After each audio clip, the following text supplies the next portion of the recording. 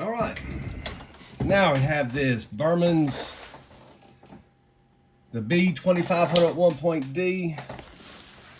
You know, like I've shown before, you know, this box is kind of beat up, right? It is kind of beat up, so I'm hoping for the best. I mean, it is taped up. I don't even know what's the top, what's the bottom. So much daggone tape on it.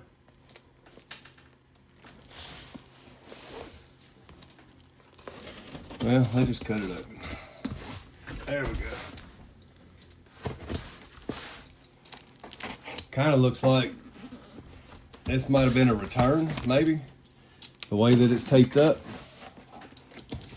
Usually the amps aren't. Yeah, see, look, it's been opened before. You know, tape was already cut. So let's pull it out the box. There's no styrofoam. No styrofoam inside the box to protect the ends. Oh, lordy, lordy.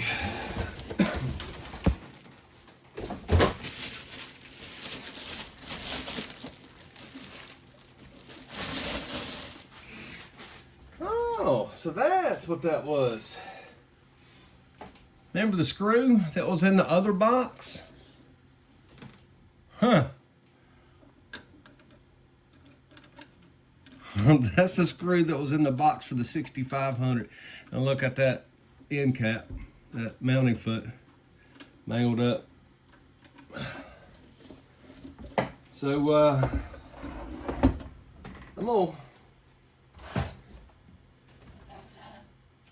gonna do those same checks that I showed you guys and gals in that other video.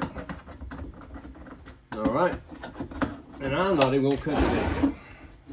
So I'm just gonna take my multimeter. All right, so here's positive, here's ground. So let me set this up here so it can show the multimeter on the screen. No, there's a glare. There we go, that's good. Okay, so again, across the leads, put the one probe on the ground, put the other probe, and it's got to be in the proper one. The ground probe's got to be on the ground terminal. The red probe's got to be on the positive terminal. See how it's counting up? All right, power supply is good. See how it keeps counting up? That's because the capacitors, the input filter capacitors, are charging. So that makes me feel good. That does make me feel good. So there's no short circuit. And then if you switch them this way, see, open lead. All right, so now we know that the power supply on this amplifier is not short-circuited. Now, does it work? Well, we'll find out. So, I'm gonna pause the video at this point and hook it up, and I'll be right back. All right, so there's a moment of truth. I got the ground hooked up. Let's hook the power up. There'll be a spark. Well, it didn't spark. So, I mean, that's good. No spark, no poof, no bang, nothing. So let me finish hooking it up. I'll be right back. Okay, I have everything hooked up except the speaker, the speaker output. So let me turn my radio on. And we'll get the tracks set up and everything.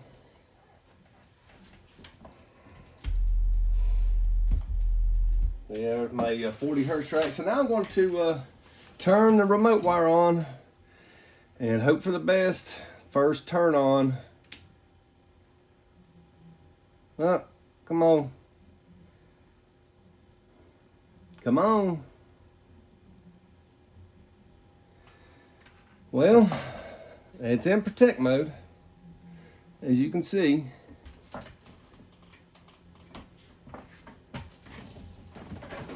I think it's in protect. Yep, that says protect. Top light's protect, bottom light's power. So let's turn it off.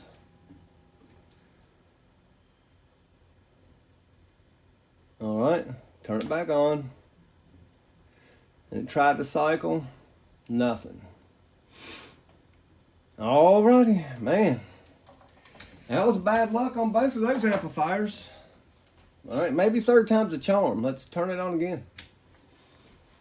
And my cap bank's right at 14 volts. Right at 14 volts.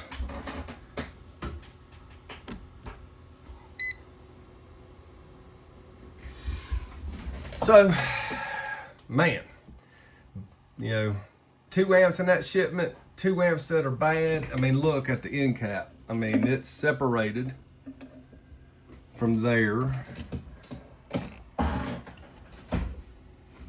That end cap looks to be in good shape, but yes, this is definitely a returned amplifier, and all they did was just ship it out to somebody else. All right, I'm gonna send it back to them, send both amps back.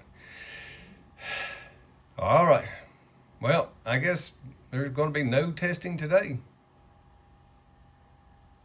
Till next time, peace.